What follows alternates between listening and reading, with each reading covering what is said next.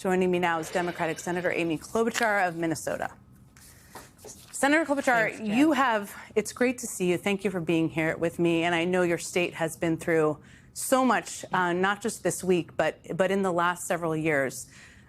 And I just want to remind people of the things that you have been through as a community and as a state. I mean, it was just 5 years ago, the murder of George Floyd, of course, the assassination of your friend Melissa Hortman, the shooting at Annunciation Catholic Church, and now, of course, the killing of Renee Nicole Good.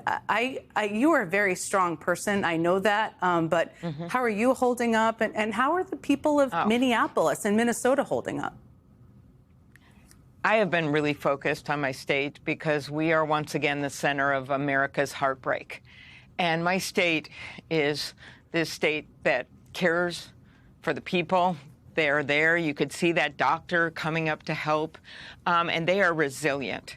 And so what we have I met with the mayor and the police chief today at length, and they're saying we just have to continue to be the Minnesota that we are, not take the bait that we're hearing from the White House, and mourn the loss of this wonderful woman who, in the words of her wife, just radiated kindness and sparkle, that she was someone who rejected hate, and in the words of her wife, was someone that embraced compassion. And so that's what we are doing right now. But this, when you dissected that video, it was just chilling.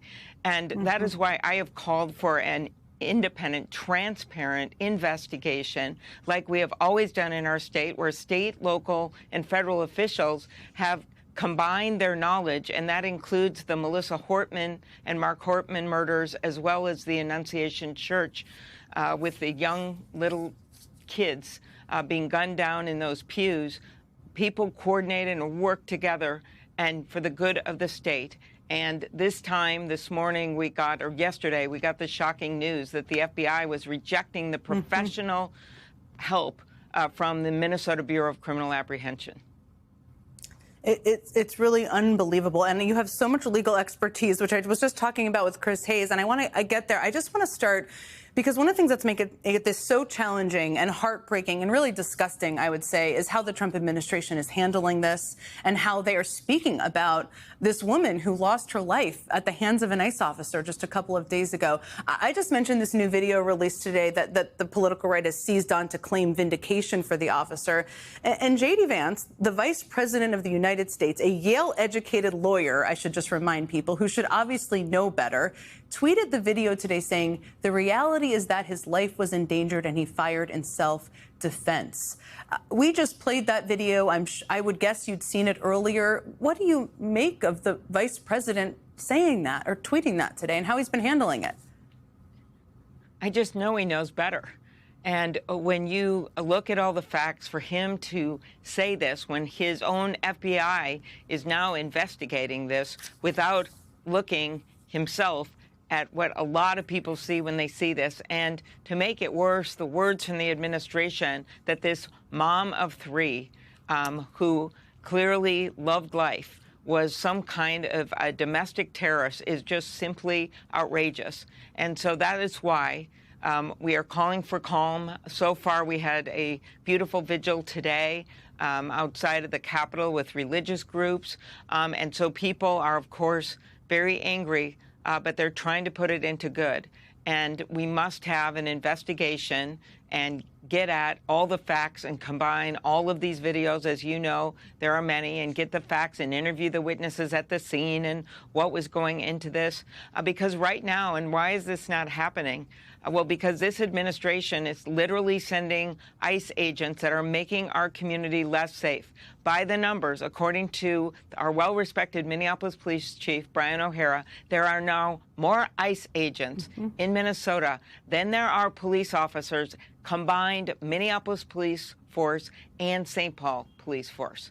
So they are outnumbering our own local police officers out on the streets. They have picked up people who are legal, who have passports, who are yelling, I have a passport, I have a passport, look at my phone, I have a passport, and this is just got to stop.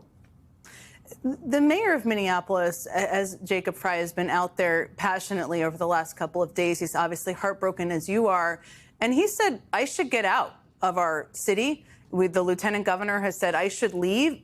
Do you want ICE to leave Minnesota? Well, this surge that they have created is clearly making our community unsafe. Ask the family of Renee Good. ICE, when it does its job, would be working in coordination with our police to apprehend violent offenders. That is not what went on, not only in the killing of Renee Good, but in several other instances in our state. So this is becoming just a tinderbox, and the president just seems to be adding fuel to make it worse. One of the things that's been so like I said, if their job should be to go after violent offenders and to do their jobs, but instead you can just see all of them on that peaceful street, and what they did. Again, it's got to be an independent investigation. Sorry, what were you going to say, Jen? No, I want to get to the independent investigation, too, because that feels challenging without all of the information the FBI is withholding. But on ICE, we talked about this a little bit last night. They went to a Minneapolis high school, as you well know, the next day and essentially terrorized people there. Gregory Bovino was there. They don't seem to be stepping back. They seem to be accelerating. There are a lot of questions about what can be done to pull them back. They don't seem receptive to being asked to leave. One of the questions out there is what should be done about their funding. And your colleague, Senator Chris Murphy, has proposed that this should be a part of the budget discussions that are coming up with the deadline of January 30th. Do you think there should be restrictions put in place in order for them to get funding? Should that be a part of what's discussed and debated? Well, you know, a budget is the values of a country. And so, of course, there should be policy discussions when we look at that funding. What just happened was they put billions of more dollars from the Big Beautiful Bill into ICE, which was a Republican-only piece of legislation. They actually reduced the days of training for ICE officers. I think it was down to 47, which the president wanted because of his years of being president. As president 47. And think about that. They reduced the training, added a bunch of more money, and then instead of focusing their efforts on violent offenders, they are surging into these cities and ending up in situations, horrific tragedies like we saw yesterday. So, of course, there should be a discussion. There should be reform of what's going on here. And I know that Senator Murphy is the ranking Democrat on that subcommittee, and he is going to be putting forth some ideas. But your voice is incredibly powerful. You're a member of leadership. You have a very powerful voice in the Senate. And also you're from a state that's just been impacted. Are you going to be an advocate for this being a part of the discussions and debate leading up to January? Yes, I have advocated reform to ICE in the past, and right now the way this is being abused by the president, fed on by the funding, they wouldn't put the funding in to extend the health care tax credits, and they wouldn't help work with us. We now have a change over in the House with Republicans finally seeing the horror of what they did, but instead they did this. So, of course, that should be a big part of the discussion as we move forward. But right now, I have to say, Jen, when you're right here in the middle of this and you're just trying to talk to people and say, let's be peaceful, despite how much fuel Donald Trump and his friends are trying to spread in this situation, and you're meeting with the police chief.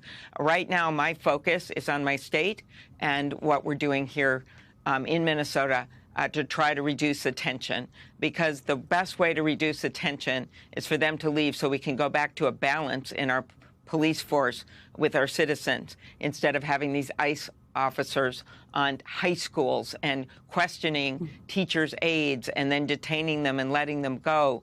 The schools have been closed because of it. And that is the kind of thing that we're seeing right now that is rocking our community.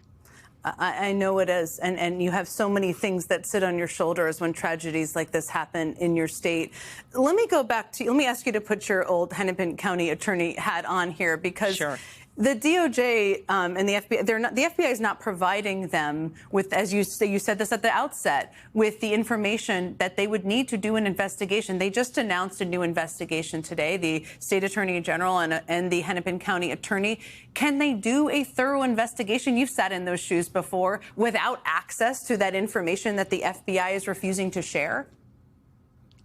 Well, first of all, we have not closed the door to keep pushing the FBI to share. I do that based on the local relationship that we've established for years and some of the people that work there. Senator Smith and I, Tina Smith and I, sent a letter early this morning to the Department of Justice asking them to reconsider, to share this information with the locals, and to allow the State Bureau of Criminal Apprehension, which has much expertise, to work with them as they had already agreed to before this announcement was made. They had done their work together. They were going to do it again. And then the Trump DOJ cut off the access. So that's my first goal, is to try to make this work as a joint investigation again. That would be the best thing for everyone.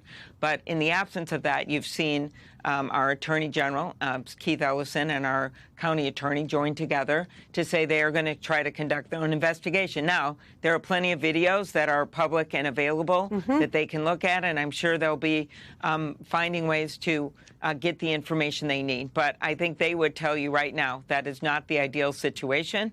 But given that they have been, our state has been cut off from investigation of a killing of a woman in our streets, of course they're going to find a way to look at this.